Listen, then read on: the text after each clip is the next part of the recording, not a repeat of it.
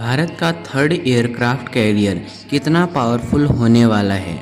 क्या ये aircraft carrier Chinese navy का सामना कर पाएगा? और इस एयरक्राफ्ट कैरियर के आने से क्या इंडियन नेवी इतनी स्ट्रांग बन जाएगी कि इंडियन ओशन में सिर्फ इंडियन नेवी का ही कंट्रोल हो? और चाइनीज़ नेवी के एयरक्राफ्ट कैरियर को क्या हमारा ये एयरक्राफ्ट कैरियर रोक पाएगा? और ये एयरक्राफ्ट कैरियर कब तक इंडियन नेवी में शामिल होगा? तो इन सभी सवालों का जवाब मिलेगा आपको इस वीडियो में।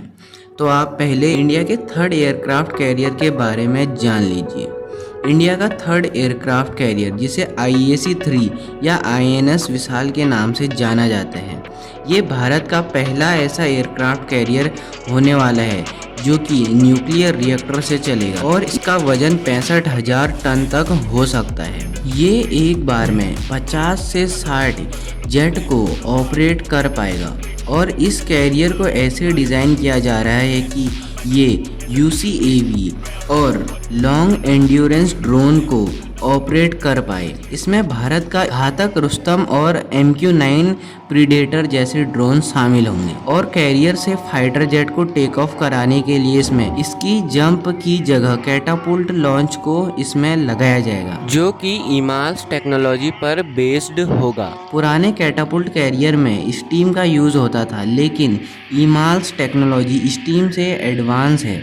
इसमें पावरफुल इलेक्ट्रोमैग्नेट बहुत तेज़ी से फाइटर जेट को लॉन्च करने की क्षमता रखता है, इसलिए भारत के इस कैरियर में इमाल्स टेक्नोलॉजी का ही यूज़ हो सकता है। तो फिर क्या ये एयरक्राफ्ट कैरियर चाइना के एयरक्राफ्ट कैरियर को टक्कर दे पाएगा? तो चाइना के पास अभी 3 एयरक्राफ्ट कैरियर हैं, जिसमें से उसका सबसे एडवांस कैरियर फुजियान है, जो कि 80,000 टन का है और ये एयरक्राफ्ट कैरियर 55 से 60 फाइटर जेट को ले जा सकता है, इंक्लूडिंग इसमें 5th generation J-35 fighter jet, और ये कैरियर ड्रोन भी ऑपरेट कर सकता है और इसमें भी इमाल्स कैटापुल्ट लॉन्च सिस्टम लगा है। लेकिन इस एयरक्राफ्ट कैरियर को पावर देने के लिए इसमें कोई न्यूक्लियर रिएक्टर नहीं लगा है।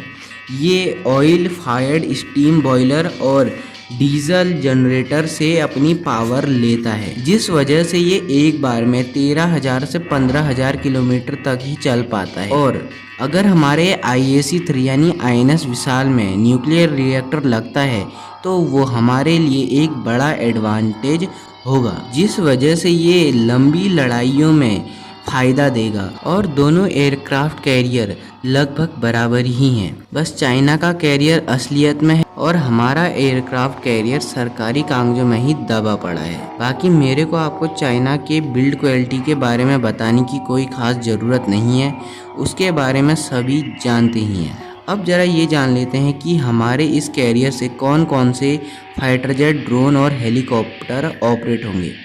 INS विशाल की एक्सपेक्टेड कैपेसिटी लगभग 55 से 60 एयरक्राफ्ट की है, जिसमें से ये लगभग 35 फाइटर जेट ऑपरेट कर पाएगा, जिसमें इंडिया का TED-BF यानी twin engine deck based fighter होगा और फ्रांस से लिया हुआ राफेल M इसमें शामिल होगा। और ड्रोन घातक UCAV, जो कि एक स्टेल्थ ड्रोन है, उसे इसमें शामिल किया जाएगा। साथ ही इसमें MQ-9 प्रीडेटर जैसे सर्वेलेंस ड्रोन भी शामिल होंगे और इस कैरियर में 5 से 6 EWS यानी अर्ली वार्निंग सिस्टम हो सकते हैं। हेलीकॉप्टर का कुछ एक्सपेक्टेड नहीं है, क्योंकि तब तक नए हेलीकॉप्टर आ सकते हैं, लेकिन ज़्यादा चांस है कि इसमें अमेरिका का MH-60R को ही यूज़ किया जाएगा।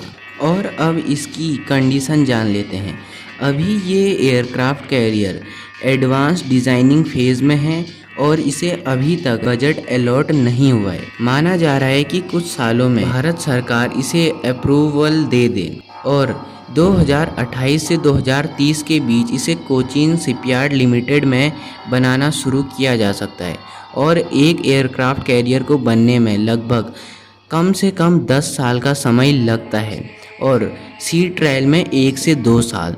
तो इस हिसाब से ये 2040 से 2042 के बीच में इंडियन नेवी में शामिल हो सकता है और इस एयरक्राफ्ट कैरियर को फाइनली 2041 से 2042 तक इंडियन नेवी में इंडक्ट किया जा सकता है। हालांकि मैन्युफैक्चरिंग की स्पीड बढ़ाकर इस टाइमलाइन को 2038 पर भी लाया जा सकता है, लेकिन वो तब होगा जब भारत सरकार इसका काम तेजी से कर पाए। बाकी अगर आपको ये वीडियो अच्छी लगी तो लाइक सब्सक्राइब जरूर करना। मिलते हैं अगली वीडियो में। जय हिंद, जय भारत।